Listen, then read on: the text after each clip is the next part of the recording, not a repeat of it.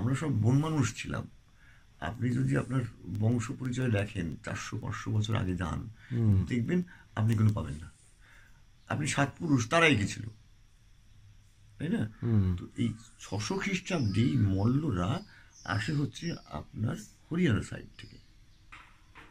এখানে এটা পুরো জঙ্গল, মানে আমার তো মনে হয়, আমি যেটুকু পড়েছি তাতে মনে হয় এই মানে বাংলা আমাদের পুরো জঙ্গল ছিল। আদিবাসী স্তরেও আমরা ছিলাম না। তো সেখানে মল্লরা এসে এখানে ওই চিল্কিগড় এবং ঝাড়গ্রামে ওরা আরম্ভ করে। ঝাড়গ্রাম কিন্তু আমাদের ওয়েস্ট বেঙ্গল স্টেটের মধ্যে ছিল না। আলাদা স্টেট ছিল। সেই আলাদা স্টেটটা যুক্ত পরে হলো আমাদের সঙ্গে ঝাড়গ্রামটা। ওই ঝাড়গ্রামের রাজবাড়িতে থেকে স্টার্ট হলো, এবং তখন ওরা মানে আকবরের সময় হচ্ছে ওদের দেব উপাধি দেওয়া হলো, যাতে দেব মল্ল, হ্যাঁ, এইটা হলো। তারা সাপোর্ট করেছিল আকবরকে এখানে আসার জন্যে।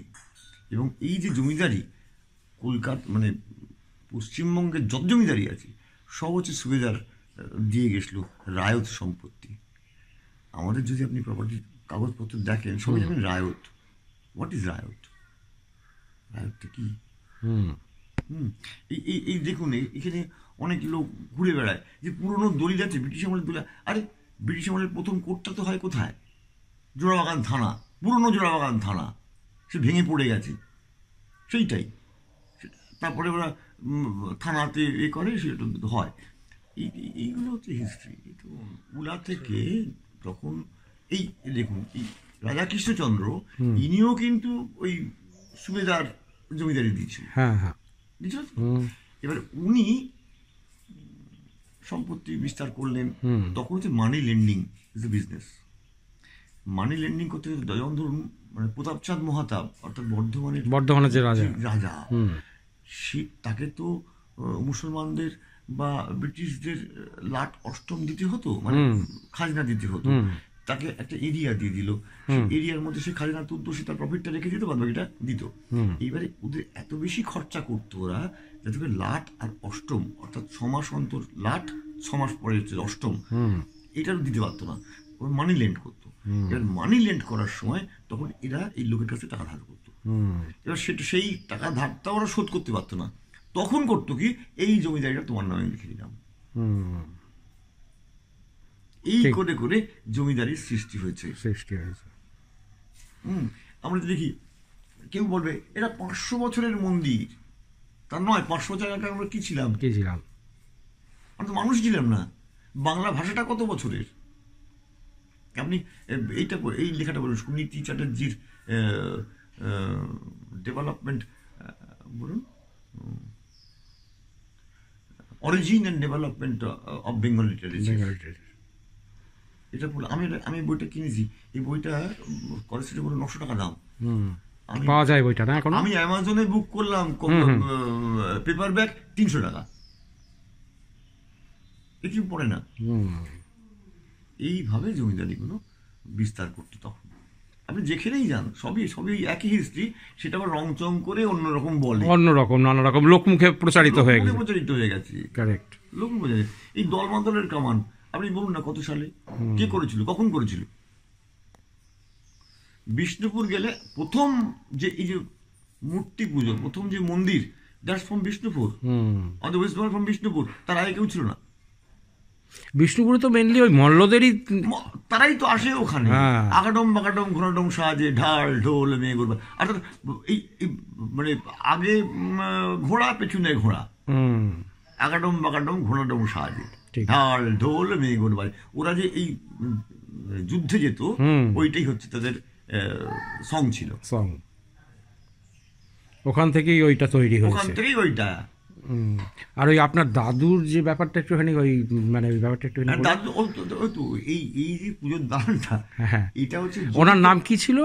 রাধাজীবন মুস্তাফি। রাধাজীবন মুস্তাফি যখন ওখান থেকে বেরিয়ে এলো, তখন এই দানটা পুজো হয়। তারপরে উনি বাড়িটা করেন, ঠিক আছে।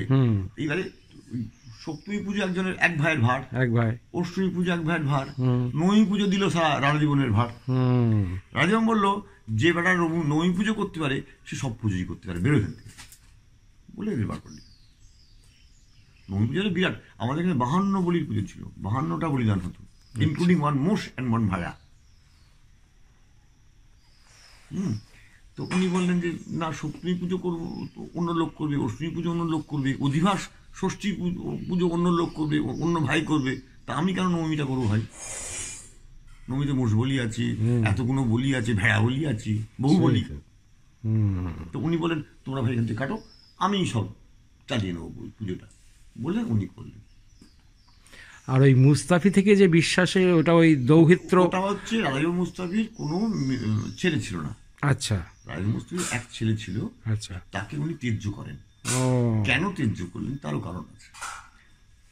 ছেলে মারা যায়, আচ্ছা, ছেলে মারা যায়, মানে তখন ওনার স্ত্রী প্রেগনেন্ট। হুম, এইবারে সেই স্ত্রীর বাচ্চা হলো, হুম, বাচ্চাটি মৃত। আচ্ছা, এবার সে এই প্রপার্টিটা গ্রাস করার জন্য সেটা জ্যান্ত বাচ্চার মধ্যে দেখালো। ও এবার রাজীব মুস্তাফি সব ধরে ফেললো। আচ্ছা, উনি খুব সাবধান লোক ছিলেন, রাজীব মুস্তাফি ধরে ফেললেন। ধরে ফেলে উনি বললেন যে এ তো আমার ছেলের বাচ্চা নয়, হুম, get out from my house,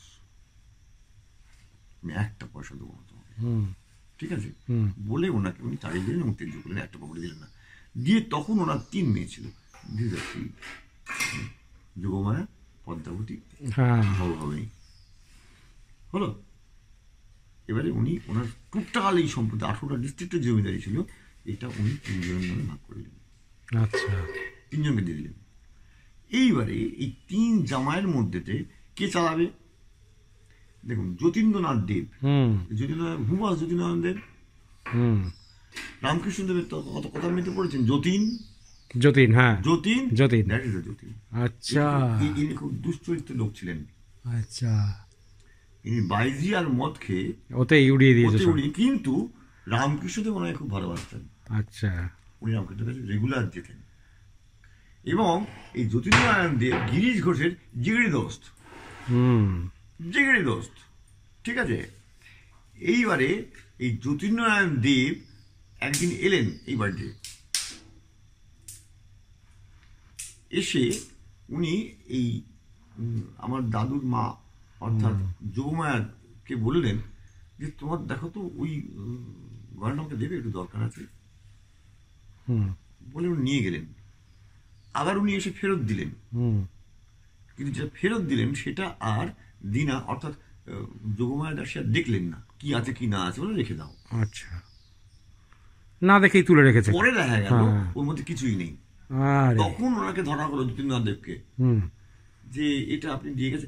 ওটা আমি তো পাওনি, দিইনি, ঠিক আছে, আমার আমার প্রপার্টি সব লিখে নাও, লিখে দিলাম, বলে উনি ওনার প্রপার্টিটা পুরো যোগমায়া দাসীকে দিয়ে গেলেন। যার জন্য আমাদের ডবল প্রপার্টি, আর ভবভাবে তার কম।